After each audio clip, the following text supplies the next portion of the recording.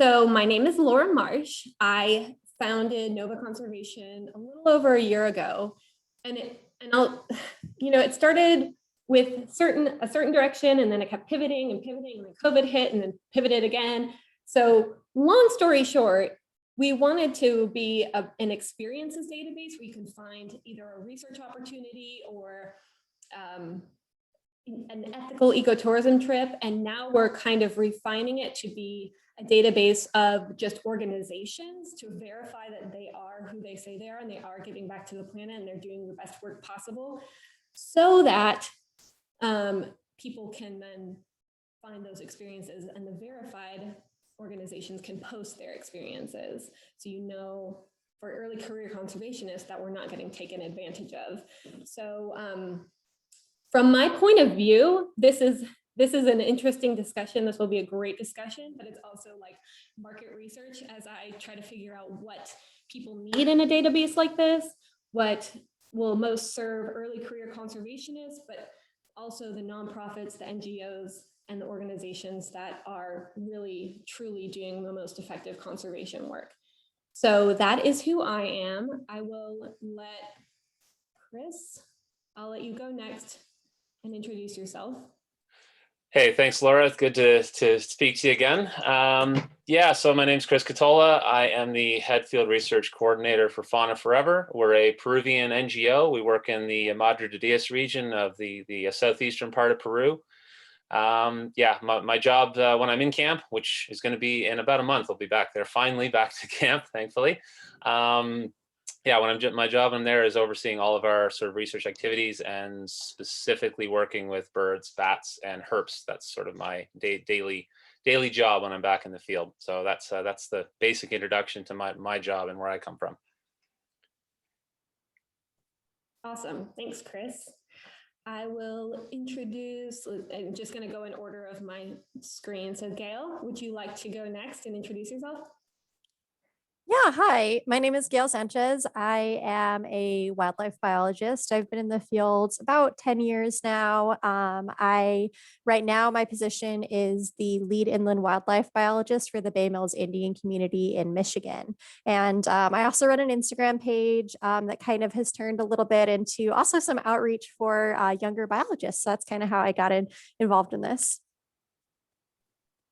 And I think that speaks so much to the need for content for early career conservationists or young biologists, just understanding our stories. So I love your page. If you don't follow Gail on Instagram and TikTok, it's hilarious. So please do. But let Nick introduce himself as well. Nick, ask you, can you? Yep. Okay. Can you hear me all right? Yes, I can hear you.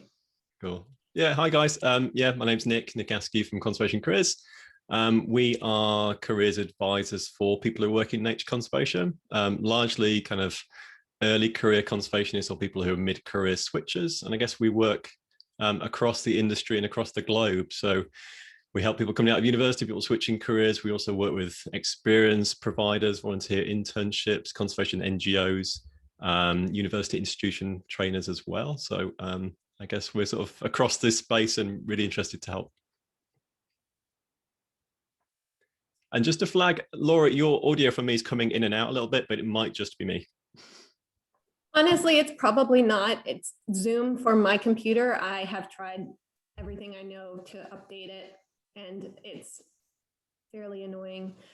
So I'm not quite sure what's going on. I am getting some emails still from people, even with the registration, saying that the registration link still isn't working, even though I'm directly inviting them. So I'm not sure what's happening with that still. I cannot minimize my screen because I'm recording this, so it's a little bit problematic, but Emily is helping. But in the meantime, I'm going to go ahead and let Mario introduce himself. Hi, good evening, everyone. I wasn't sure if I was actually speaking tonight.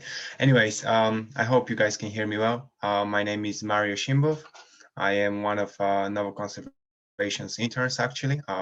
And apart from that, I am working as a field biologist and communications officer. here in Cambridge, looking mainly at the herpetofauna in Cambridge and Cambridgeshire.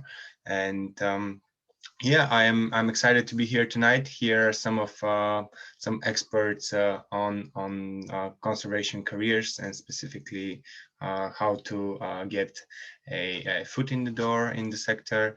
I have been volunteering and working on part-time projects for the past 5 years now. Pretty much, I started to sort of getting hands-on conservation in my second year during my bachelor's degree. So I'm quite excited to be here and hear and learn a little bit more from, as I said, expert side of you. Thank you. Thanks, Mario. Olivia, would you like to go next? Of course, thanks for having me. Hi all, my name is Olivia Dice. I am the founder of Career Outdoors, formerly Women in Outdoor Work, which is a community and platform to help people land jobs and create fulfilling careers in the outdoor, environmental, and conservation space. And so I do that a whole bunch of different ways, but a lot of content creation, workshops, ebooks, and I also advocate for changing the industry for the better. That is awesome. Thanks, Olivia. Christine, would you like to introduce yourself? I saw you just popped on. Were you having issues logging in? Yes, the link that you sent me didn't work. It circled me back to the registration. So I had to go through all my emails to find the registration link when I registered myself a while ago. Oh my gosh, I'm so sorry. I'm working on that while I'm trying to let everyone introduce themselves too. So thank you. I'm glad you made it. Yes, go ahead and introduce yourself and I'll keep working on that. Yeah, my name is Christine Feigener. I'm a marine biologist, marine conservation biologist that has been living and working in Costa Rica for the past 14 years, almost 15. I am also the director of science and education for a US-based foundation, which has nothing to do with conservation. It's all about advocacy against plastic pollution. And then I'm also having a grassroots nonprofit organization here in Costa Rica called Coast, and a consulting which kind of manages the financing of the conservation work that we're doing here in Costa Rica. Yeah, that's kind of, and it's sea turtles in case anybody wants to know that. Thank you. Thanks so much for introducing yourself. This is great. I'm glad that we have most of the people here who are featured speakers. I'm still trying to figure out what's going on with the other one, so bear with me. Wait, you know what I can do is I can just like pose a question and we can talk about we can discuss while I'm still trying to figure things out. So, I mean, just briefly, just to start opening up this dialogue, what are the problems surrounding wildlife work, paying to work, getting paid? How can we really focus on finding solutions so that early career conservationists and biologists can get paid what they're worth, while at the same time helping nonprofits and NGOs? That's kind of our main goal. So I'll open it up for discussion.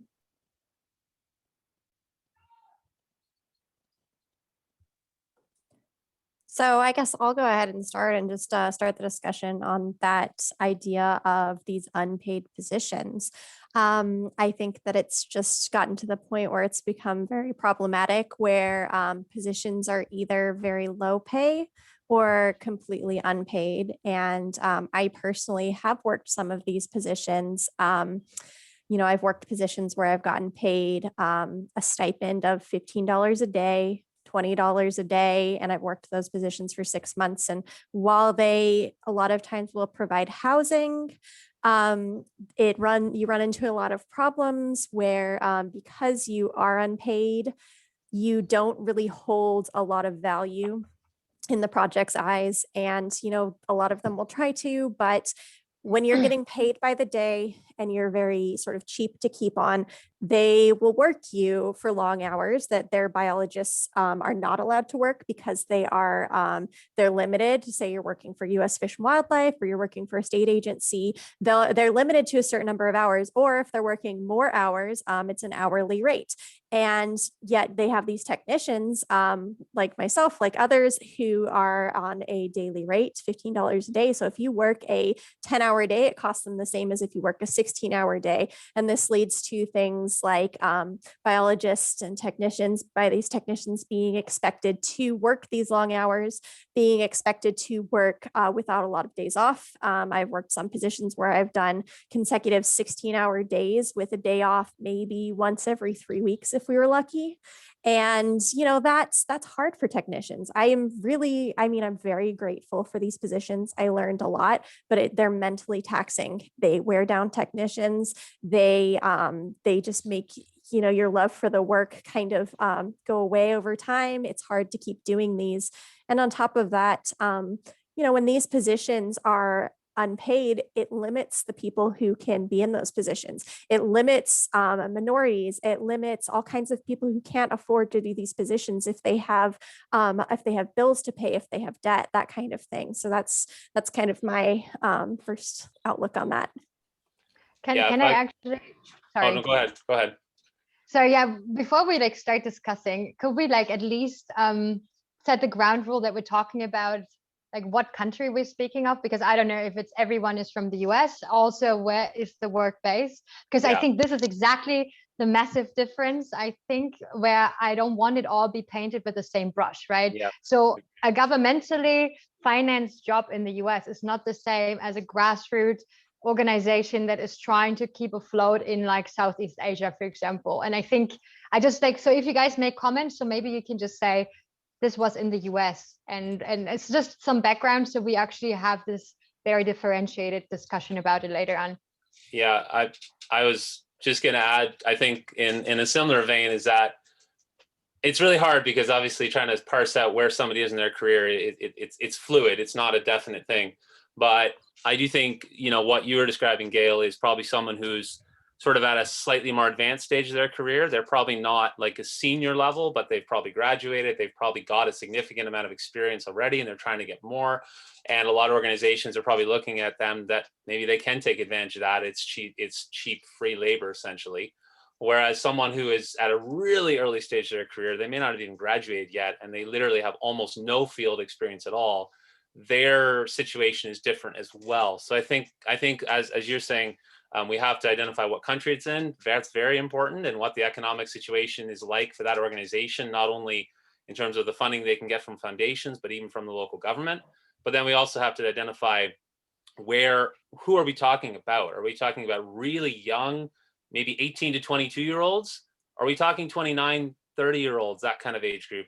And I'm just generalizing age. Obviously age can be anything, but just in terms of experience. Because I can speak for our organization, which is in Peru. So we don't get government funding. Grants are very difficult to get. And I personally don't think that we in any way exploit our interns. Obviously I'm going to say that because I represent my organization, of course, but genuinely, I wouldn't work every day if I didn't feel that we did. I would just quit. And to be honest, the reason I quit is because arguably someone like myself is being exploited because I make about 40 cents an hour. So my point is that someone as a coordinator, I'm responsible for young adults, teaching them. They may make more money in the future because of what I've helped teach them.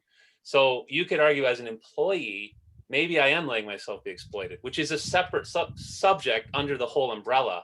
But the people who come to pay to work with us, I don't feel like they're being exploited at all because we're giving them an incredible amount of experience.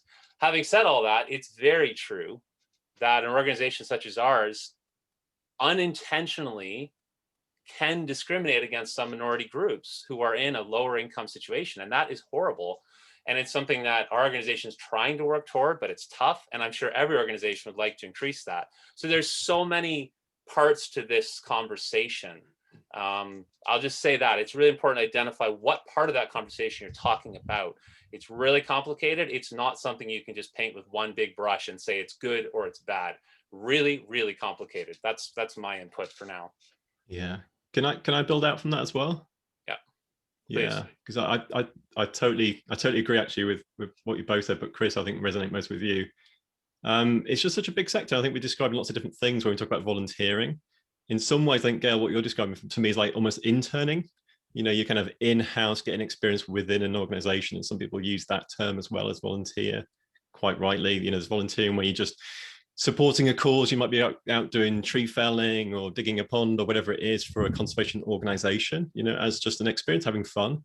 There's some volunteering where we describe it where you're almost like receiving training, you know, and you might even pay for that as well. Often overseas, you know, you go overseas, do a training experience, which could be weeks or even months long. And really that's like training as well. You've been trained up in certain skills. It's not what you typically call volunteering, but the term is used, and often from a marketing perspective. So it's a big area, and I think people go in for different reasons. You know, some people go in for employability reasons, some because they want to build certain skills, some because they want to network or test try different jobs, or have fun or travel. I mean, there's a lot of variables going on. And for me, I think exploitation happens when the volunteer gets far less out than they put in. And I think to me, that's the balance that needs to be struck. And therefore, two people can go in the same experience, and one can have a lot of fun and network and do everything and have a great experience. It's really positive. It wasn't exploitative for them at all. For another, they invested a lot in terms of their time or their money, and the return on that investment was really poor. They didn't get good training or skills or experiences or whatever, and the balance tipped, and that's when it becomes exploitation. So there's a lot of variables in that, but for me, that's the dividing line. That's how I tend to try and see it. Agreed. Yeah, if I can maybe chime in as well. So also, I'm not based in the US. Do not receive government funding. I'm actually generating most of my funding off of social media these days, which kind of helps me to not use grants. But I also have to say, my conservation project is community based. So for our success in the conservation sector, it is super important to involve the community. So that means I do have paid positions, but these paid positions go to locals. Yeah. So when we talk also about inclusivity and diversity, so I mean, are we talking about foreigners that are trying to come into the country and work, for example, in Costa Rica, or we're trying to, for example, talk about communities such as mine that are super rural, where there's not a lot of job options, but we have exploitation of the natural resources. And in order to prevent that, we're trying to create alternatives. So I also have to say that a lot of times the people that are applying for the positions that I'm offering, so I usually have research assistants that stay for 3 months, and the only thing they have to do is to cover their own room and board in a local family, which is $15 a day. I'm just going to be very open with that right now. And the thing is when I always say, well, yeah, if I had more money to pay that, it's actually the equivalent of a local salary per month. So I would probably hire another local rather than pay a foreigner to do a job that they have no experience doing, that they will learn a lot, but we as a project are not really benefiting from, because as Nick already said, there's a lot of time investment, a lot of training that goes into it. And I think actually the people walk with more away than we are actually receiving as a project, if that makes sense. Yeah. It sounds harsh, and I don't want to discourage people with that, but this is the reality. I mean, I'm not even getting a salary from the project. So my salary comes from the foundation I work on the other time. So I do all of the conservation stuff in my spare time, in my free time, if you want. So yeah, so I don't feel exploited because it's my brainchild, it's my baby. But I also have to make decisions based on that. You know, what is the benefit I'm receiving for the little money that I have to spend? Yeah, I mean, I don't want to steal all the time, so I try not to butt in. But I'll just build on that. I mean, yeah, everything you're saying, I completely agree. And I mean, you know, transparency for our organization. You know, we have I wouldn't say complicated, but a scale system of what people to pay to come and work with us. Anything from, you know, relatively expensive, it can be up to like $50, $60 a day, all the way down to zero. And basically what that is based on is, as you said, what are they giving to us versus what are we giving to them? So when someone comes in and they have no field experience, I mean, maybe they've read some books and maybe I'll use birds, for example, maybe they've gone bird watching and maybe they've helped out with like bird ringing or bird banding, you know, every other Sunday for one summer. I mean, that's just not enough. If I leave them with a mist net and there's like 6 ant birds in a net, I can't walk away from that. There's no way. They don't know what they're doing. No offense, they just don't know. I have to be there for those animals' sake every second to teach them. So at that stage, they're getting a lot more from me learning. And then as they grow and experience, it transitions to where suddenly they're a member of our team and they're doing work. So our system that we've created recently, we've kind of updated it to make it more transparent, more open. And I'm not trying to advertise to my organization, I'm just giving an example, is to try to make it more transparent so that people know when we're teaching them a lot and they're getting a lot from us, they are paying for that. And that's why we've called it a field course. And there's a clear progression where they would then become a research assistant. And depending on our needs, if we have the funding available, that can even be completely free, where they don't have to pay whatsoever to be with us. And I think, like you're saying, it's really important to understand, when are we as an organization giving them more than they're able to give us because of their experience. So I think that's a really important thing to understand. And I'll just throw this out there too. One of the things that I often hear from people is that, you should just get grants. It's really easy. Just get grants and then you can do all this. Exactly. I mean, I can see the laugh, and that's what I think too, as if it's that easy. But that's a whole other subject. But the other thing is that some people, I think, can make the argument, well, if you didn't exist, then that position would be there. So therefore, you're taking advantage of people by not paying them so you can get rich off it or something like that.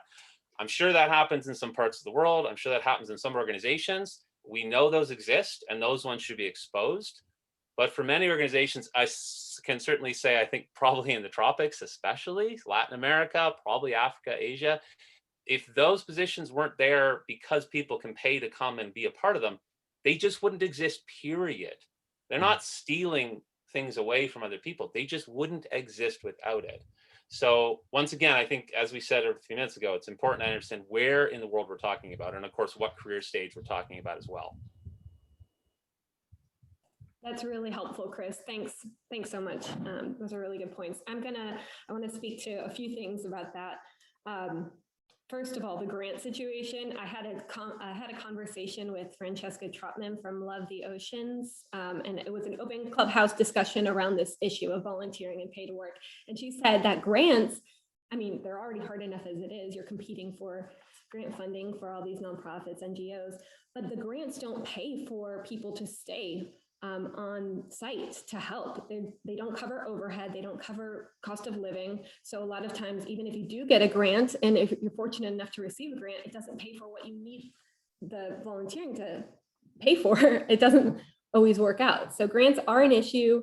But from the biologist point of view too, I think a lot of the early career conservationists, early biologists, young biologists, if you will, are burned a little bit by the idea that they can be taken advantage of. And so I understand that, because I come from both points of view. I've worked a job where I got paid next to nothing and worked really hard. Gail mentioned that she had a job that is 3 weeks without a break. I had 0 breaks, no days off, none. So that's the reality. And there are organizations that do take advantage of people. And so what we're trying to do through NOVA is make sure that those organizations don't get the spotlight, and instead we lift up and support the ones that do. And then I think the other issue is to really make clear the terminology. What does it mean to volunteer? What is the difference between volunteering and interning? I have created some content on this, and I wish to create more, but for a volunteer, you have it's altruistic. You give back something that you feel passionate about, and then an intern really does want to learn the skills to advance their career. So there's different motivations, core motivations between the two, that we just have to be consistent with through discussing these issues. So terminology is key. I'm actually, one of the main things I'm working on right now is a big flow chart of when is it acceptable to pay? When do you work for free or volunteer? When is that acceptable? And then when should you get paid? And kind of going through the different layers. For example, if you are in a tropical, more touristy location, such as Costa Rica, such as Peru, you would expect to pay because you are a Westerner, most likely, if it's not your country of origin, you are a Westerner who's getting this unique ecosystem experience with charismatic species that you can't obtain where you are currently located. So that is a more leans towards, not all the time, but more leans towards a paid experience for some type of training or certification on the offset. So we're managing, and again, I'm having these conversations to continue the dialogue of refining what's acceptable and what is not.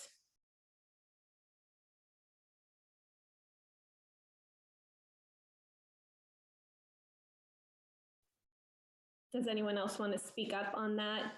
Or we can get to a different topic or question. Yeah, I mean, I was just going to say, I mean, I'm not trying to steal everything, but I'll just jump in here because it's quiet. Yeah, I mean, I think it's, I mean, I guess this is the real, you know, the power of a website such as yours, Laura, and I know there are a few other websites that exist as well, but, and also social media, is that there are organizations, even in the tropics, that are definitely making money off of people, and the money is not being reinvested back in the organization. It's not being reinvested into the research, not being reinvested into local communities. But there's also organizations that are the opposite. You know, I mean, I'm not going to reveal, I've spoken to you, Laura, personally, privately about this, but I know my boss quite well. I've lived with him during the pandemic for 4 months, him and his family and his lovely 2 daughters.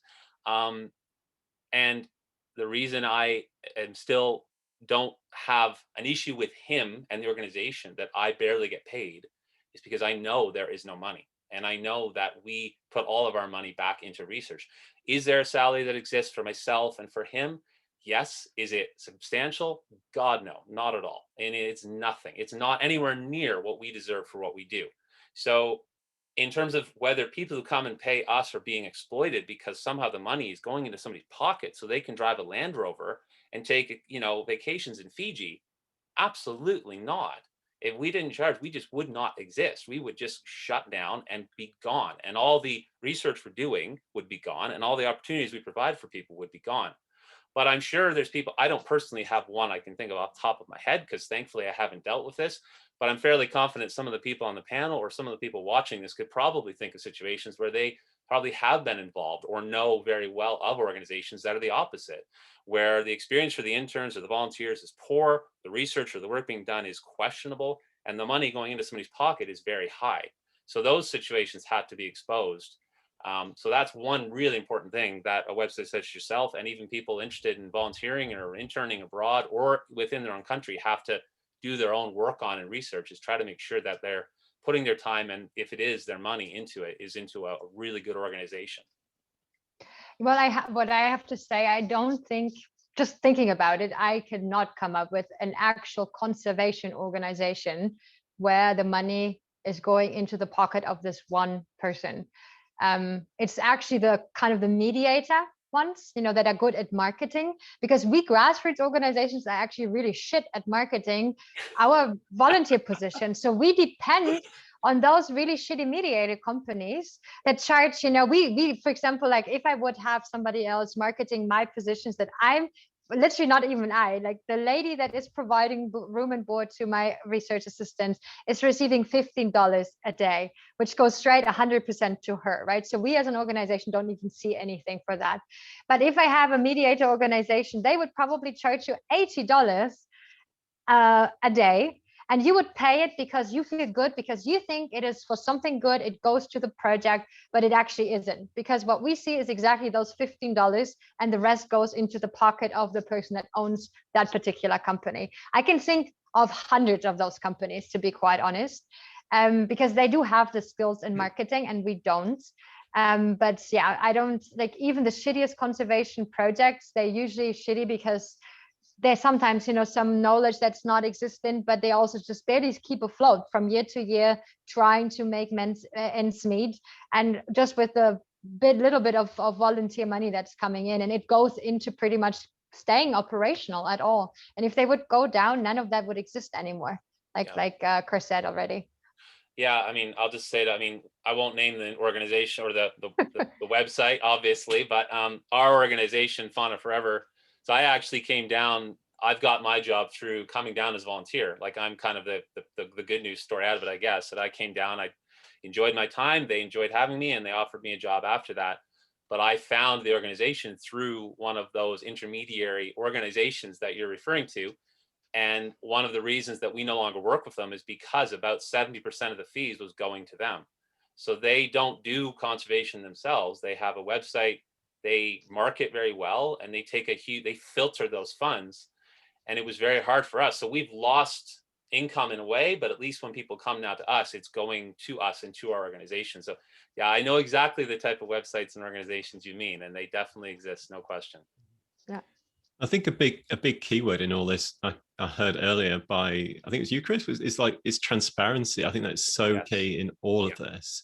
Like just sort of as the kind of the words kind of bear in mind, like where do the funds go? How are they used? Is it ethical? Is it invested locally? Is it where you'd expect it to go, I guess? But also transparent in terms of like the marketing, the advertising. So are you getting the experience you expect when you go? Are people coming out with the outcomes that they were personally expecting? Or is it somehow a little bit different? Because as long as it's clear and transparent and honest, then I think almost anything goes within that, to be honest. That people are making informed decisions and choices based on that. Yeah, I totally agree. I mean, we've really, since I've been involved in the organization at least, been really tried to make sure that it's as transparent as it can. But having said that, prior to my involvement, I have heard some situations where I've spoken to a few people who came and they weren't happy with what they got because things were advertised that they didn't receive. I'm just being honest. Yep. And, I think the organization prior to my coming on has learned from that. And as I said, I'm not going to be involved in something where somebody's not getting what they're told they're going to get. So if you're sold a really pretty picture on a web page of you get to do this and you get to do that, and you leave saying, yeah, I've got some scabs on my hands and I saw a few animals while I had the energy to walk around and look for them, but otherwise I was just shoveling things all day, and that's not what I was supposed to be doing. What skills do I have to take further in my career? That's exploitation. That is to me the definition. Whereas if you were said, yes, you pay X amount of dollars, but you will learn these skills, you will do these things, this is what you're doing, then it is your choice to sign up for that. It's not exploitation, it's transparent. So, but again, I think that's in a tropical environment or not always, but often tropical. I do think though, there are situations in developed countries, let's say that, where some organizations and maybe some government bodies, maybe other panels can talk about this, might be sort of saving their funding by knowing they can have people come and work for free. And, that might be a different situation than it is in the tropics. So again, I think it is important to separate where in the world and what career path we're at, as was, said very well earlier in the discussion. Yeah, I would just want to add a few points which were made in the chat box about inclusivity, diversity, as well as how do you basically sustain yourself. Me personally, I have always so far worked a separate corporate job, which sort of pays my bills and pays for types of volunteering that I am willing to do in order for me to progress further into my career development within the wildlife conservation sector. So basically I would save up or fundraise some money in order for me to be able to take on those projects. So it's a bit of a, it's quite difficult to say as an early career conservationist, if there is a linear way to get into conservation and be in a full-time position, in a well-paid full-time position, ideally. As someone whose English is not his native language, it's even more difficult. However, with that said, I mean, if you make sacrifices of your own time and energy, I'm sure you can always get to where you want to be in a period of time. Sometimes it might take longer, sometimes it might take a little bit less energy and money, but it will always take you wherever you want to get, as long as you are dedicated to a certain goal that you have. And that links. Oh, go ahead, Nick. Go ahead. Sorry, Laura, I'll keep it brief as well. I think that links to a point I just wanted to make while we're online. It's that you don't have to pay to volunteer. That's so important to kind of bear in mind for everyone, that in some ways, I think the best volunteer experiences for you personally is to like understand exactly what it is you want to get out of volunteering, why you're doing it in the first place. Is it a particular skill or knowledge or experience that you particularly need to become more employable? Focusing around that, you can then almost create your own volunteer experience by connecting to the right people in the field and finding ways to help them, whether that's remotely or in person or whatever. Like create that experience that will give you exactly what you need. These people are busy people, you know, they more often than not, they don't have time to be putting out volunteer adverts, to be doing shortlisting, so on and so forth. But if you find the people who can help you and you can help them and connect to them personally through networking or other means, you can then create that experience and get a really good experience as a result at no cost or no fee. And there might be some travel if you have to move somewhere, like maybe Mario, you've moved to Cambridge, you know, those sorts of fees are there. And obviously it shouldn't be overlooked, but you know, other than that, you can get some, I think the best experiences are the no fee proper volunteering. You know, I'm giving you my time, in return I'm getting something really valuable out of this, and I made this connection myself because it's what I need in my career. How would you advise that people do that, Nick?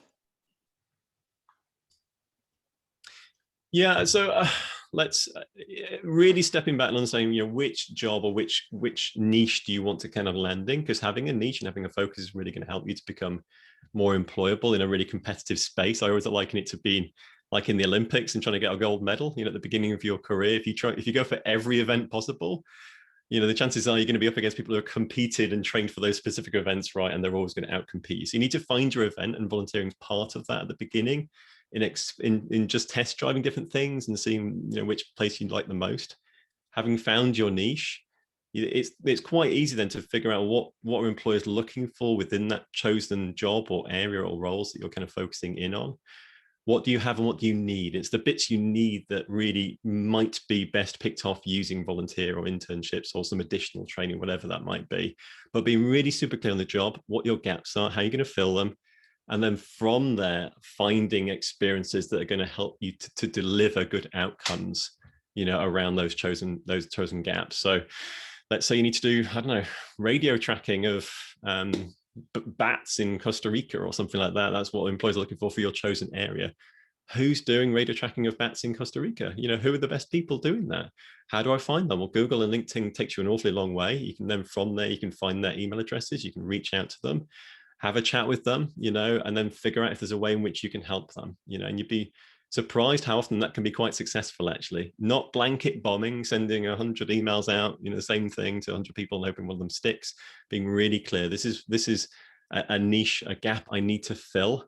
Okay, and these are the people that are doing really well in this area. These are the people I'd like to work with and help, and therefore receive, you know, skills in return. So it takes a bit of a strategy through that, but they're quite simple steps, I think, to walk through. That's really helpful. Thanks. And it just comes back to the main issue is always money. I mean, there's no money for early career conservationists. There's no money for NGOs. There's hardly any money for grants and funding. So as usual, the problem is money. So one of the goals of Nova Conservation is to help figure out ways that we can bring a more economic stream of funding to biologists and biology nonprofits and wildlife conservationists through the people who can pay, because there's a lot of money in this world. And I mean, it's all circulating, but we're not getting our cut. And people care about the planet. People care about the polar bears and the birds and the charismatic species, and might give to the Nature Conservancy or World Wildlife Fund. But I would argue that there are ethical experiences where people can get hands-on opportunities to work with some of these charismatic species and are willing to pay a larger amount of money than maybe early career conservationists could do. So earlier in your career, you're not able or willing to pay. And then this goes back to the question of diversity and inclusion, because the only biologists who are training, who want to get that training, are the ones who can afford to pay for those opportunities.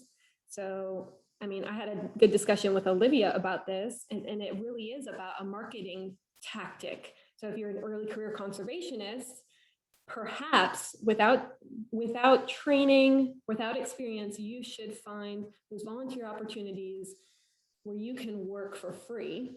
And then if you are someone who has the means and has the finances to afford certain experiences that are ethical, that are safe for animals and wildlife, but you're willing to pay because it gives back to a good cause. If you market that and spin that in the right way, there can be money found in that. So I think that's a solution to this big money issue. So I don't know. I'm just going to open it up. What are thoughts on that? Do you think that will help? What are hindrances? I know I personally have already found, I'm trying to jump on some field jobs just here in the Southeast United States this spring. And already people are like, even though you're a trained biologist and you have all these credentials, like we're working with endangered species and that can be tricky and yada, yada. So barriers or pros, cons to that idea. Yeah, I'm gonna take it maybe. So I think there were several points that you're hitting. So first of all, how do you, with little money, get into the sector, right? I mean, let it be for whatever reasons. So, and I think there is a general division already between what the United States, well, people from the United States are willing to pay and what Europeans are willing to pay. So I'm originally from Germany, and just because it's a totally different setup, like we are dirt poor as students. I mean, I was totally flabbergasted when I went and studied and got my PhD in the US, like what students are expected to pay for their education. It's absolutely mind-blowing. But that also means there is a different way of how, if you have the money, what you're willing to spend on those programs. And those programs already exist. And I don't think that life isn't fair. I mean, I have to say that. I was never on the rich side. So, I mean, I can't say it otherwise. It's not going to change anytime soon. So you have to make do with what you have. A lot of times it's about finding opportunities in your, really in your kind of close area. Sometimes, I mean, do you really have to go to Costa Rica? No, you don't. I mean, there's a lot of conservation efforts going on in your own communities, even that you might not even be aware of. And I can tell you, one of the biggest strengths or the biggest advantages I had in my life was that I have an incredible work ethic.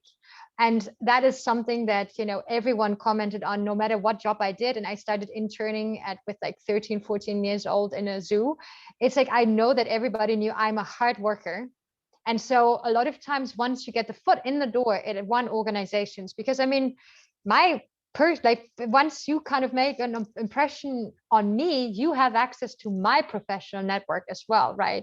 So I might know about an opportunity where you don't have to pay, or where I would even recommend you, or maybe they make an exception, because I do have those cases that, I have people recommended to me where people say, hey, she's really good, or he's really good.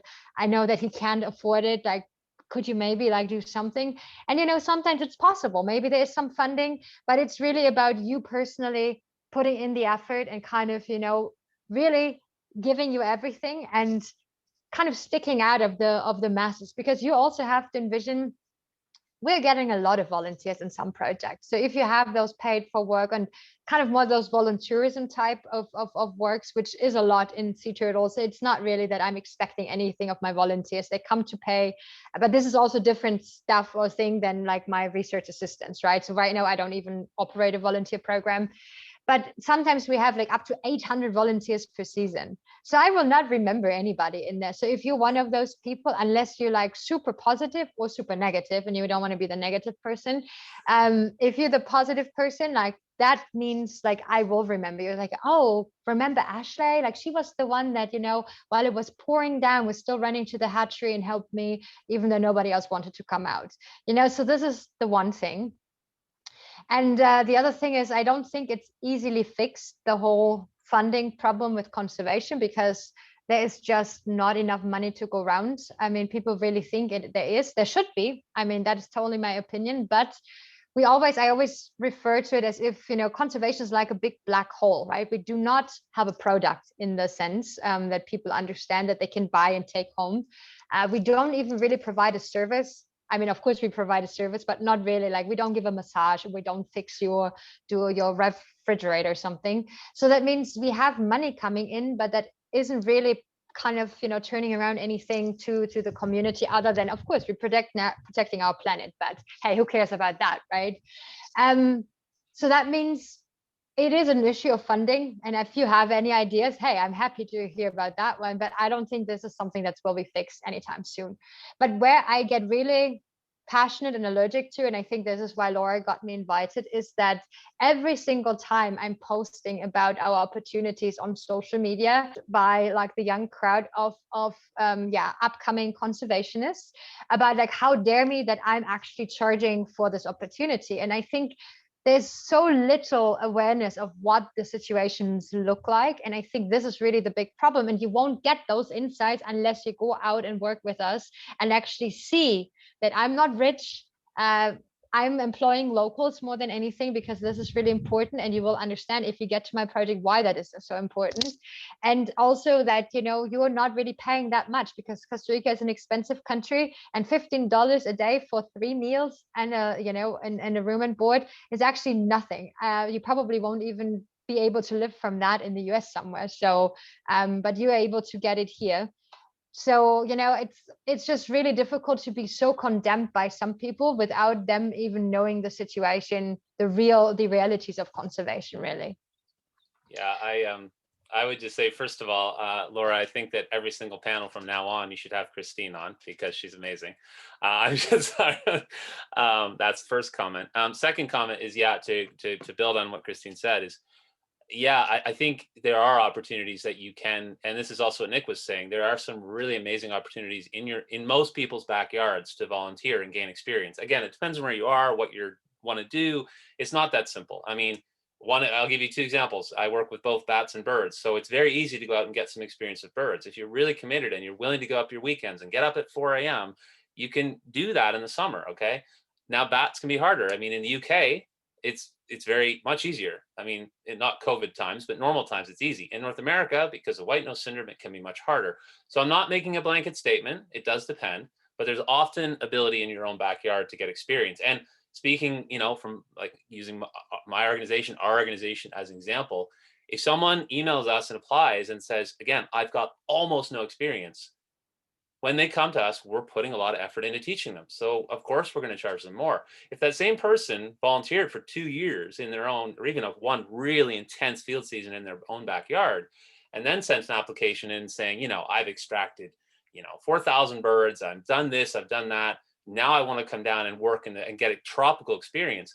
Well, then they're applying for a different position with us. They're coming in at a much more advanced level. The amount of time training we have to put into them, what we're expecting them to pay because of the lack of work we have to put into them, it's completely different. So, there are lots of opportunities for you to gain. So if you're talking about someone who might come from a poorer background, which, by the way, I grew up super poor, like dirt poor, dog water freezing in the cold winter poor, not a true story.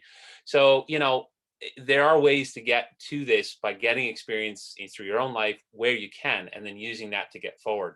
And attitude is huge. I mean, my friend who's going to be now our new mammal coordinator, he came to our organization as an intern, 2 months. He impressed us because, I'm just going to tell you the story. He decided to volunteer outside of his normal work to help us dig, well, we're just going to use the language, a big shit pit, okay, a septic pit. He didn't have to do it. And we're like, Patty, you don't have to. He's like, no, you need the help. I'm going to do it. Well, you better believe we paid attention to that, because he didn't, it's incredible. We love him. So last year we needed extra help. We knew he had experience. He was a great intern, hard worker. He got the call. He came, didn't have to pay a word. And then this year he's coming as an actual employee. So that is, again, I know that's a great positive example. It doesn't always work out that way. Life is not linear, as Mario said. But that is kind of an example. And then when it comes to the funding, I would agree with Christine. It's not going to change overnight. But I think the funding system for conservation in most of the world is I don't know if I'd say it's fully shattered, but it's definitely not operating properly, in my opinion. And one of the things I think a lot of people maybe take for granted is that when they say, just get a grant, that great quote, just go get a grant, is that the system is set up for charismatic animals, for animals that are red list, like critically endangered IUCN list. And, some species are like that for sure, but there's some species that are found. And again, I work in the lowland Amazon. Most of the species, like 90% of the species or more we work with, we research, we study, are found throughout the Amazon, which means they don't qualify as critically endangered. Does that mean that they don't need research? Does it mean that they're not locally extinct? I mean, there's no spider monkeys where I am because they've all been hunted to extinction in the river we work in. Sorry, that's if you come to work for us in Tambopata this year, they've all been shot. They're not there. Sorry. But the species is not critically endangered. So therefore, it can be harder to get funding. And people don't realize that when they're trying to, when they say, just go get a grant. It's not that simple. So yeah, that doesn't mean that the organizations doing work with critically endangered species shouldn't be getting funding. They should be. But there needs to be funding systems in place for research that has a value outside of just a charismatic species. You know, I'm in favor of more ecosystem-based grants and foundations. And there are a few out there, but as you can imagine, they're super competitive because they're the only ones that a lot of organizations can actually work toward. So it's really tough. And that's a whole other subject, which isn't necessarily the whole point of tonight. But I completely, again, I have been attacked myself on Facebook and Instagram about, you know, how can you put this up that somebody has to pay to come and blah, blah, blah. And it's like, listen, it's just an opportunity. If you don't want to take it, you don't have to, you know? And I really make it clear when I post anything about our organization that I'm happy to answer your questions and chat with you. We're trying to be transparent. So I wish that organizations that are trying to be open and present opportunities were not being attacked when they're trying to do it. And I think that's something Christine was saying. And yeah, it's happened to us. And I don't understand why people choose to be so aggressive in attacking people who are just trying to put opportunities out there. Yeah, I think, like I said, there are so many biologists, and I'm sure you've come across this too, that are just burned by the system. For example, one of our interns has worked for an organization and they said it was a conservation adventure and you spend thousands of dollars and then you end up laying cement and building a shower that ends up getting dug up by the original indigenous people because they didn't want that in the first place. So there's a lack of transparency. And so because there are such bad organizations out there. Yeah. I totally agree. I mean, I think, and that's definitely true, as we said. I think most of the people, I guess, speaking just specifically to, you know, people who make comments on posts, like, for example, if we post an opportunity on Facebook, the people who will comment, I think the majority of people who are really aggressive in how they comment are people who are kind of intimating and you know, indicating that we are somehow stealing a paid job by putting this opportunity out there. And again, that probably does happen in certain situations. It may, but it's not happening, I don't think, that often. And certainly in my organization I work for, I think Christine's, and I think I can think of quite a few others in Latin America I know already personally. That's not what we're doing. We're giving opportunities for people, but if we didn't get the funding from people coming to work for us, there wouldn't be an ability for us to pay someone to do that job. It just wouldn't exist, period. So we're not trying to steal jobs from people by putting these advertisements out there. We're trying to give opportunities.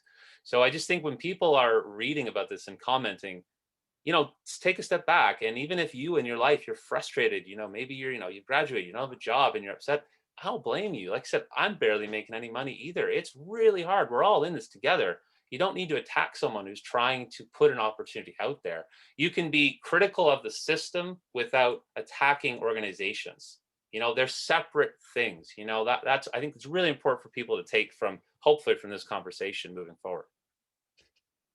Yeah, and just recognizing the time as well, I want to just touch on a few things that people have said as well around, I think particularly around, like, what can we do to help here? Like, I think ensuring that experiences are as good as they can possibly be. Like, the motivation for a lot of people going into this is from a career perspective to become more employable as a result of my volunteering, wherever that might be, the experience I'm putting into.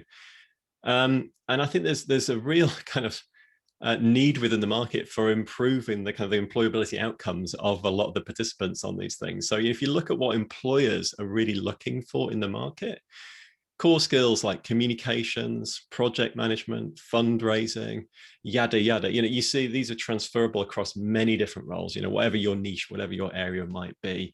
I think we should be like hard baking them into a lot of these experiences too. So yes, you're doing whatever it might be, helping, you know, turtles in Costa Rica with Christine, or, you know, trying to bring spider monkeys back, you know, in the Amazon, wherever with Chris, you know. At the same time, we should be trying to provide some really core transferable skills that are going to help, you know, to go into roles that people are looking for.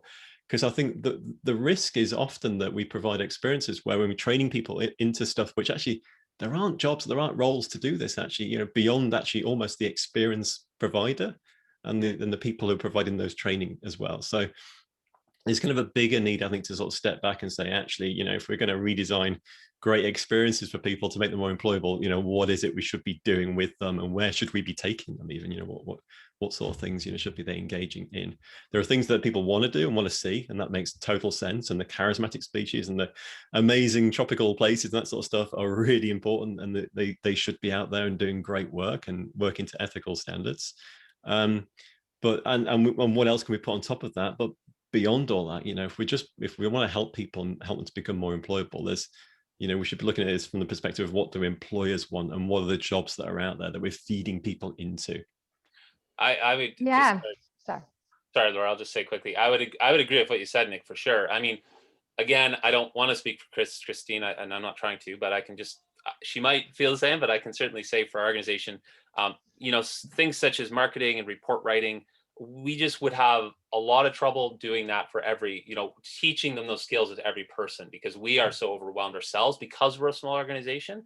But I agree, those are really important things. So is like QGIS or GIS programs and R and all that data stuff. But I mean, what I think, if you can do that, that's amazing. Like, that's a fantastic opportunity. And I think we should try and do that. I agree. But some organizations just can't, because they don't have the manpower to invest in each individual person. But I think if you can't do it, then the important thing is just to be transparent about that, at least, I mean, like for we make it clear, because I've had people email me directly and say, am I going to learn R? Am I going to learn GIS? And I'm honest. I'm like, listen, I'm going to show you where the data is going, like basically how we do it. But I'm not going to do an R course. It's 39 degrees sometimes in the afternoon, and I've been walking for 4 hours, and I don't have internet. I'm not going to try to teach R to you in the field, right? And the same thing, I'm going to show you how to map out a monkey follow on QGIS, and you can learn that. But are you going to be an expert leaving your camp? No. But I'm being honest with them. I'm telling them the truth. And they are happy with it, because they're getting the truth. They understand what they're getting. And I mean, for what we've put in, and I know there's other organizations. I just talked to my friend who's in Costa Rica for 6 months a few years ago. And I think organizations that can give, as you said, something that's tangible on a CV for employers. So if it isn't something more in the sort of, GS or R or marketing angle, if it's even field skills, if there's a way to really say what you did, such as something to identify that you've completed a course, a certificate of completion. And that's something that we are now going to be offering to people who complete one of our field courses. And I mean, I just think that's fair, because then you can actually say to an employer, I did this. The employer can go to that organization's website, they can read the description. It's very clear what skills they achieved and what they did. It's just more transparent. It's not just showing up and you'll just do whatever you want to do, and we'll figure it out. That doesn't really help you moving forward in your career.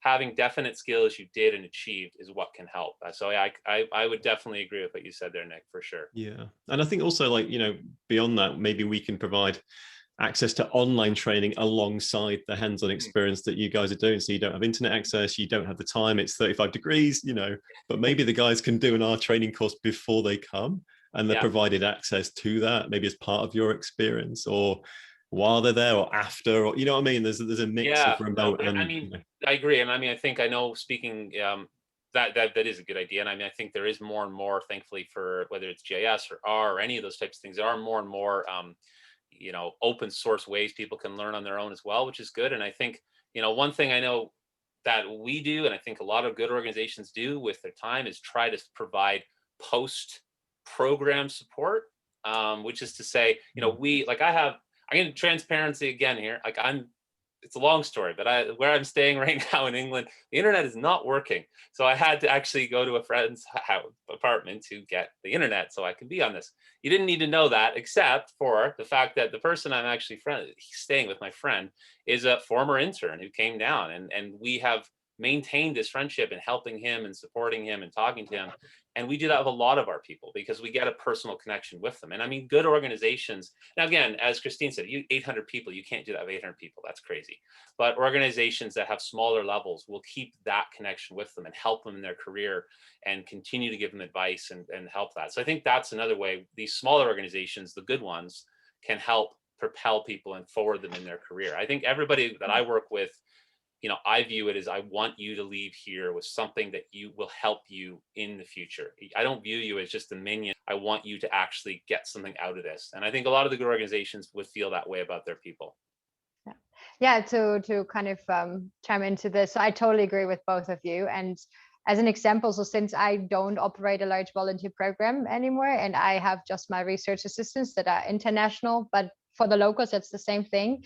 So I usually sit down with each of them once a week. We have what we call turtle time or turtle talk, where, it's kind of their time to learn or ask me questions, or even before that, to kind of do whatever they want to learn, what they want to talk about. Sometimes, a lot of times in the beginning, it's about, what are skills for what that they might need in whatever directions they are going, right? Because I don't think it's a one fits all. But yeah, I totally agree. I mean, my standard answers are like, hey, if you want to be more compatible, learn R, learn ArcGIS, learn QGIS.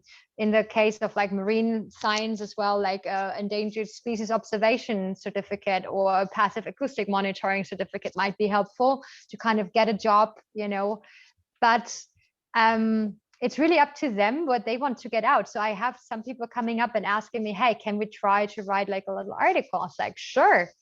What do you want to write about? Like, I have data, like I don't have time to analyze it in every angle and whatever. I have my research questions, but I'm happy to provide guidance if you want to write up something. So I think I try to make it really up to them to form this, times of learning. I find it difficult to, like, I did it in the beginning where I tried to force them to do like certain exercises before they arrive, because not everybody really wants to get the same out of the program. So I think was for me, it works better now that everybody's kind of creating their own opportunities or their own learning environments. And, everybody leaves with however much or little they were willing to put into the time, and also telling me what they wanted to get out of. And I think that way you are able to help. So, I mean, I have a bunch of resources. I've been teaching conservation biology for a long time. So, I know where you can get online learning platforms that you don't have to pay at all for, to learn R, to learn QGIS. So I give all of that away for free, all the advice. And I mean, it's kind of up to you, or like to the people that come, to take it and run with it, right? I mean, I'm not going to be able to do it for you. So in the end, I can just give you guidance. I always say, look at job descriptions. If you find your dream job descriptions, look at what they are asking for, right? What is it that they want from you? And a lot of times it's maybe a foreign language or cultural awareness, all of those things that you will definitely learn here. You might not be aware of it. So I'm trying also a lot of times to provide context. Okay, you lived and work with the local community. You have started to learn Spanish. So these are all transferable skills that maybe a lot of people don't even think a lot about of what that is and where to get those, right? But of course, if you can market them right, it's a huge advantage later on. Yeah, it's all about building your own brand in a way, if you want to boil it down to one thing. Yeah, and I mean, I think one of the things that a good organization, and I guess this comes down to the organization and even individual employees within the organization, the people representing the organization on the ground, the good ones, I'd like to think I'm in that category. Hopefully, I've had good feedback. Are trying to, yeah, as Christine said, trying to give. Sometimes it's hard to quantify what advice you're giving people, but it's just really connecting with someone and trying to pass on what you've been through and your knowledge and advice to them moving forward. And these things are sometimes it's hard to put a price in it. It's hard to quantify that, but it's just good for them to learn things at a young age to save them maybe having to learn it on their own moving forward. I mean, one of the I'll give you a concrete example is that obviously, we do quite a bit of work with birds, and obviously I've mentioned, mist netting, banding or ringing birds. And one of the things I teach them is that, you're going to find a lot of different personalities with people who are overseeing ringing, and you're going to find a lot of different strategies all over the world. Every country does it differently. It's all a little different. And, they need to realize that when they go to a new area, they need to have a mindset of being flexible to work with those people they're working with. They can't walk in and be like, I learned it this way, so this is the only way it can be done. And, if you're young and you're 21 and you did 6 months in one place, and you walk in and you're like, this is how it's taught, this is the right way. And you go to a new country and a new person who's done it for 30 years and you're like, well, I'm sorry, this is how we do it here. So these are the little tips in their career you can give them. Be like, listen, always be open to learning, be flexible, be malleable to different experiences. Don't walk in thinking you know everything, because none of us know everything. We're learning every day. So these little types of, sometimes it's literally life advice that can be very helpful for someone who's 21 and maybe it's the first time they've ever been out really doing anything in the field on their own outside of their native country. I think those are things as well that the good organizations, good teachers, good employees of those organizations are passing on that are hard to quantify the value of. That's really good, Chris. Thank you. That's really helpful. And Christine too, your perspective is really useful here. So thank you so much. It's about expectations. It's about knowing what you're getting into, and the transparency is a huge factor. So with that being said, we are running over and some people have already left the meeting, but I did want to open it up. My expectation was that there would be a lot of early biologists in their career who wanted to speak up. And so I do want to open up to from another biologist point of view as well. So if anyone had thoughts or anything to say from the career side of things, I know Olivia and Gail were kind of our representatives for that, and they had to jump off the meeting. But Natasha, if you want to say anything, or if anyone else would like to speak up before we have to get going, I'll wrap it up in about 5 more minutes, okay?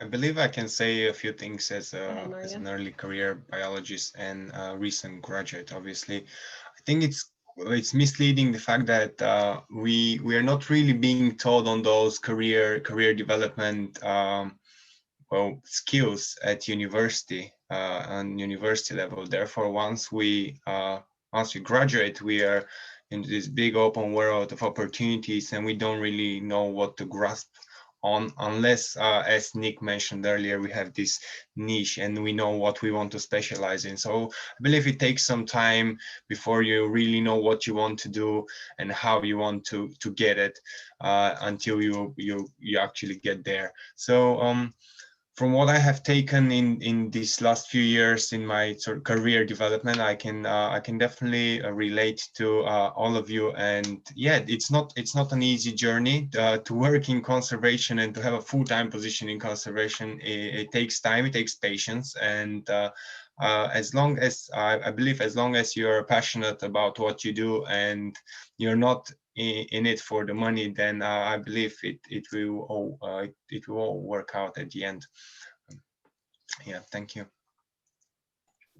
I would agree with what Mario was saying. I sometimes you don't always have a good grasp coming into it. My experience, some of my professors in undergrad had been many years into the field, and perhaps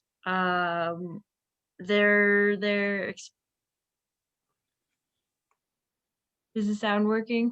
No, yeah, you're good. I can hear you. Where someone has their hand raised, but I can't figure out how to. Okay. Anyway, keep going, Natasha. You're doing great. It's me, not you. No problem. What I was saying was, my experience, some of the professors have a different experience in their time when they were an early career conservationists, several years ago or maybe a couple of decades ago versus now. So sometimes the advice you get isn't always applicable, and a lot of the advice that I've gotten on how to navigate these opportunities and how to find the most appropriate experience that would address your expectations, I guess I've gotten from fellow peers and a lot of people who are online and on social media. That's where I think I get a lot of advice.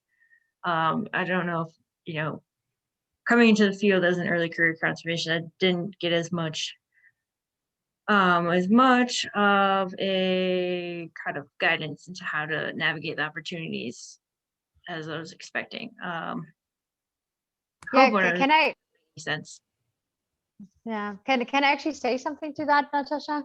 So I've of course done my PhD in academic setting, and I can tell you that academia is a very, very, very very, I don't know, it's a bubble that is so detached from reality a lot of times. I mean, we have talked about it so much, even during my time right now, that, you know, even what you learn, it's not really the real world anymore, unless you want to go into academia. But conservation biology doesn't happen just at the universities. And a lot of the professors that now have those, you know, positions have maybe spent, you know, the only field time they ever spent was probably during their PhD or master's while they were collecting data for their field work. And that was it. I mean, they haven't really worked ever since in the field. They haven't been a technician. They didn't have to be, maybe, because it was different.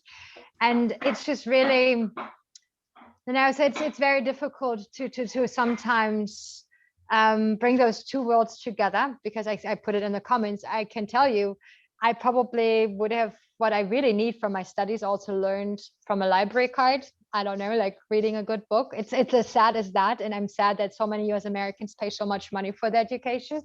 But you have to be aware of that. And you have to also realize that, you know, there is this really large gap of skills that you will only acquire when you go and work. And it is so necessary that you do it. And that you maybe take advice rather from the people that are in the field than the ones that are teaching you at the university. I think that is all I can say, because I think we are definitely closer to reality sometimes than, you know, your professor that hasn't been in the field in the past 30 years, other than taking his students for 2 weeks to a nice trip to Tambopata or the Amazon elsewhere. And that's about it. I would agree with that. Building off of, oh, sorry. Go ahead. Building off that, actually, that exact same idea, I'm just wondering, for those early in their conservationist careers and for those who actually go about hiring volunteers and interns, does the sort of field and lab experiences that you find students get in university, do those skills tend to be transferable or actually useful for you on site most of the time? I mean, so yeah, I don't know to who it was targeted. If I look at applications, I don't care about your GPA. I don't care about if you did anything, you know, lab wise. What I'm looking at is like, what experience do you already have conducting fieldwork and how long were those times? So if I see it was like a 2-week university course, I'm like, this is nothing. This is like a controlled environment. You're set up for success. None of that is really, you know, yeah, really kind of transferable. So I want to see that you're able to tough it out, because for us, it's long nights, rainy days, and I need hard workers. I need people that, you know, and it's not rocket science what we're doing here. I think scientists always sit on the ivory towers and pretend everything we do can nobody else do. So it's, sorry, but it's bullshit. It's not. I mean, yes, you need to training, but pretty much anybody that is, you know, having not necessarily 2 left hands are able to do it. And with practice, everybody's able to get it in. And that leads me to my next question. So if you want to have a higher degree, you should, before you kind of dash madly into a PhD right out of your bachelor's, think, what do you really want to do with it? Because if you're interested to really kind of do the fun part in the field, a PhD a lot of times is already, you're so overqualified that it is not really the fun part anymore. So you're missing out on all the fun part, and you will be sitting in a stuffy office looking for funding for your students that will have all the fun in the field. So, you know, so I think a lot of times you're getting brainwashed into the system. It's either paying off your student debts or getting into the next degree in the US. And I think, you know, I always say, hey, you have a bachelor's, go and work. Maybe if you're thinking about getting a higher degree, do your master's first, because during those 2 years that you're working on your own research, you will figure out, do I like that? Or do I actually not like that? But if you're already in a PhD program, like, you have to tough it out up to 8 years. And maybe then you figure out that you actually don't like what you're doing. And then it's a little bit too late, really. Yeah, I would just quickly completely agree with what Christine said, is that, yeah, we have people all the time who, you know, want to come in and they may have their master's and they may have their bachelor's, or maybe halfway into their master's program, whatever, you know, they're quite well into schooling. And, you know, they'll list that they've got this experience. And I've had times where they come down and I expect them to get off the boat and have all this experience. And I talk to them after a few minutes and I'm like, they're really nice. They've read a lot of books, they've done lab work, but I can't just hand them animals and expect them to be able to do it. There's just no way. They just don't have the confidence or the skill or the experience. So yeah, for me as well, I mean, I'm looking more at what have you actually done. I mean, it's called field work for a reason, because it's getting your hands dirty. It's having the confidence to know how to handle things, how to collect data in the field when you're sweaty and when you're getting bitten by bugs and your body's telling you not to do it. It's a different skill than being in a lab or just doing a lot of studying and being good at memorizing some tests, you know? So yeah, I think I wouldn't say everything you learn in university or colleges or whatever is not transferable, but I think field work and those skills and that experience is often quite different than what you get in university and college, for sure. I would agree. So I think my question might actually feed into that. It sounds like it's maybe too late, but if there's anyone else, hopefully that's in this position, maybe it'll speak to that. But some of us, got into, I'm in my PhD in my 5th year actually, and I am in a biology PhD, but one that I thought was going to have a field component ended up not having a field component. And at least I think probably people at this time are experiencing that maybe in their masters with COVID, that they were expecting to do a master's which had, field work as a primary part of it, and then they weren't able to because of the past, year. So in those kind of situations, obviously there's a lot of other skills you can gain in your PhD or in your master's, and whether that be like I work with animals in a lab, but obviously it's not the same as being in the field. And I keep hearing from my committee, oh, you can learn field work in your postdoc, which I think is a rose-tinted lens that's probably not realistic. So what would you recommend, as a building point if you are late game in your education and you do want to continue to try and get into that field work for your career? Yeah, I mean, I'm sure other people have advice, but I would just say that kind of what we talked about earlier, which is trying to do volunteering locally if you can, or trying to see if you can do it somewhere, if it's abroad, locally or abroad. I think that's a great way. And then I think that maybe someone, say who has completed their PhD, what you bring to the table, I would assume, not knowing you at all personally, of course, is that you have a lot of experience with, data analysis and that kind of, and literature review and that kind of thing. So some organizations, such as ours, to be honest, sometimes are very open to working with someone who's got a lot of experience with data, and a lot of experience with taking that, that data and turning it into an output, even if you don't have the experience of actually collecting it physically as much in the field.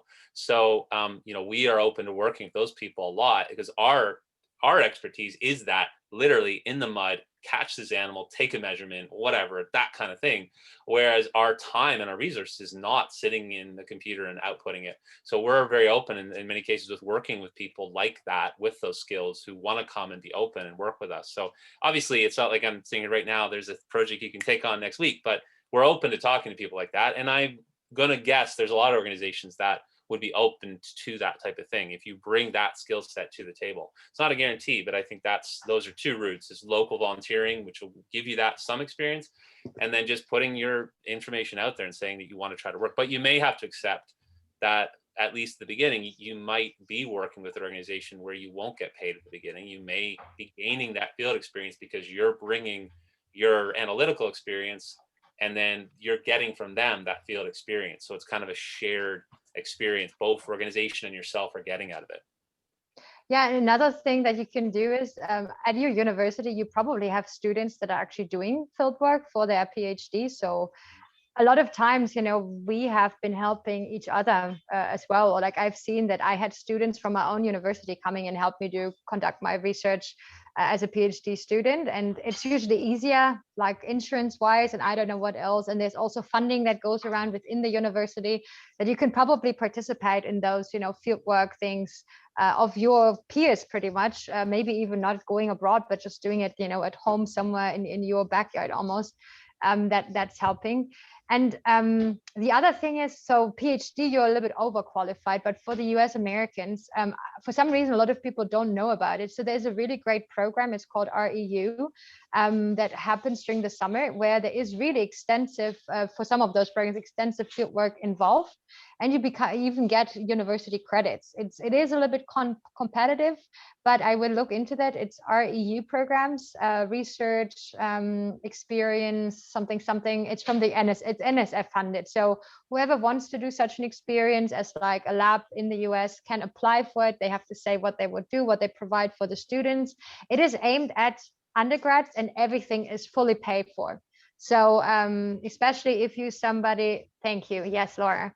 If you somebody underprivileged socioeconomic background that wouldn't be otherwise, able to pay or afford for a trip to Africa or something else, this is exactly the type of program that you should look into, because this is catering exactly towards you. And I think at least in Germany, that's all, I mean, this is all the two academic experiences that I can talk of. There's also such, maybe not such programs, but I know there's a lot of subsidized opportunities from the university where you can help conduct fieldwork with the professors, with PhD students that need field volunteers. And for some reason, there is more money going around than, for example, just going into plain conservation. So there's a lot of chances to actually, gain fieldwork experience, maybe more science-based, but it's still in the field.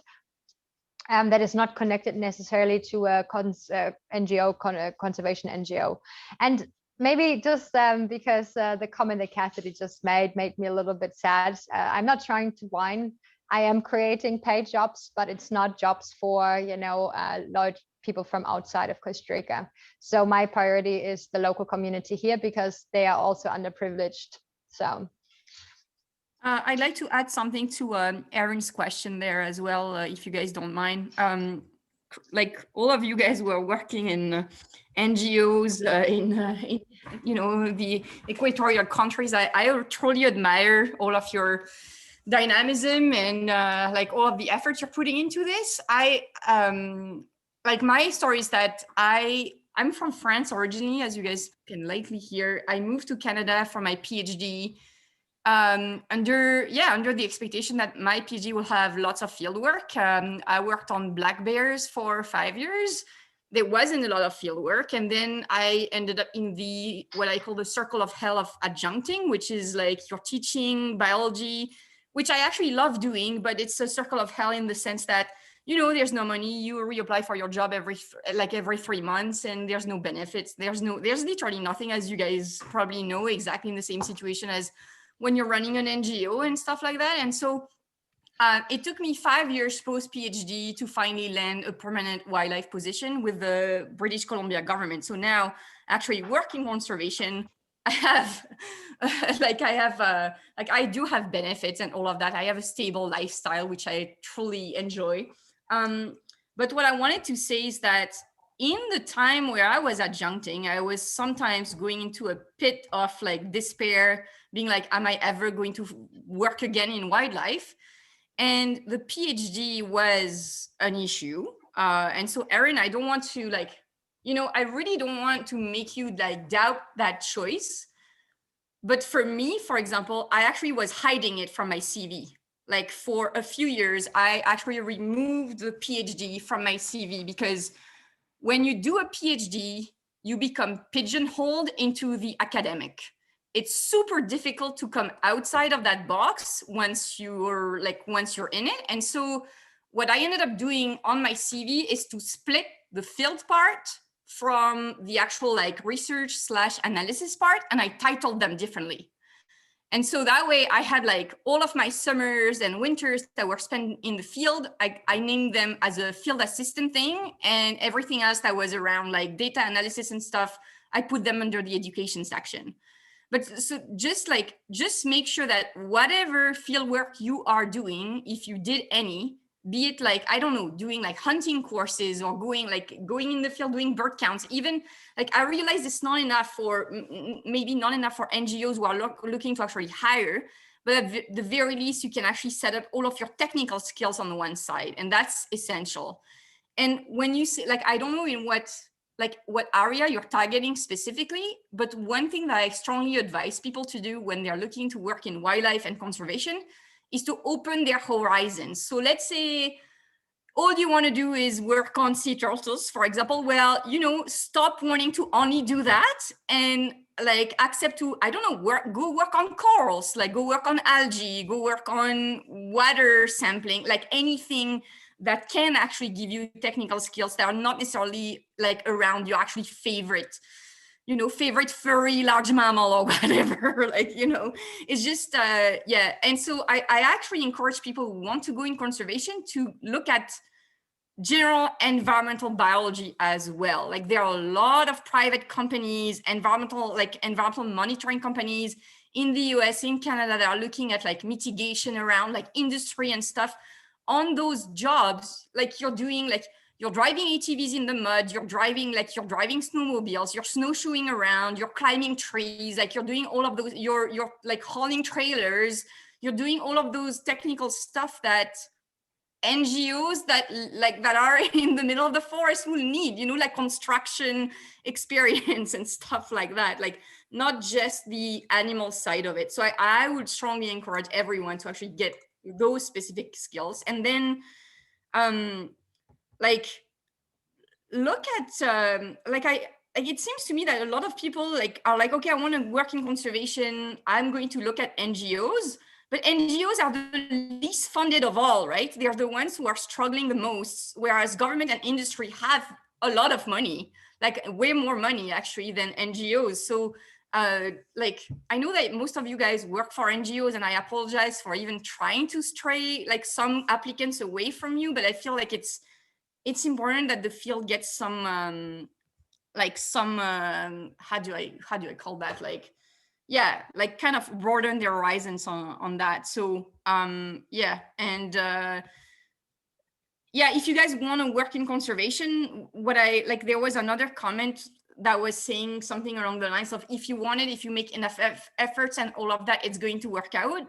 I think it's very important to stay optimistic, but I think there's also some good reality checks that need to be done, because there's a point in life where people may have different, how should I put this, different responsibilities. So for example, for me, like I have 3 kids. I'm no longer willing to go back, to leave the country for 1 year and just like stay in the jungle for 6 months or whatever. So I think you also need to figure out like where you are at your point in life. Like some PhDs have kids, some and are willing to travel all around with them, others are not. So it really depends on your situation. And I think when you guys look at what jobs you want, like what kind of areas you want to go to, well, maybe start looking at stuff that will actually fit within your lifestyle. Because that can also be super problematic as well, where you end up having someone who volunteered for fieldwork, and then on site they're like, well, I miss my family. I know I signed up for 1 year, but then I can't, and I'm leaving in 2 months and stuff like that. It's just so just make sure of that, because even young people can be encumbered, so to speak, in a positive way. I mean, by family and all of those things. So optimism is actually not enough, to be honest. You can have all of the optimism in the world, and things may not work out. What I think is networking is essential, and a good as Kristen, as you mentioned before, having a super keen person who wants to be there and who wants to help out, that's super valuable as well. Yeah, so here I am. If you guys have questions on government work, let me know. Yeah, I think I have to head out. Yeah, I have another phone we're going at an hour and a half here now, so I'll wrap this up. But I wanted to say thank you, everyone. Whether you agreed with stuff, whether you didn't agree, it's just fostering this discussion and being honest and open and beginning the conversations about these issues. So thank you for being here. And hopefully we will do another one similar. So stay tuned for that. And have a great evening, day, wherever you are, whatever your afternoon, evening looks like. Thanks for joining. Thanks, everybody. Bye, everyone. Thank you. Thanks. Thank you.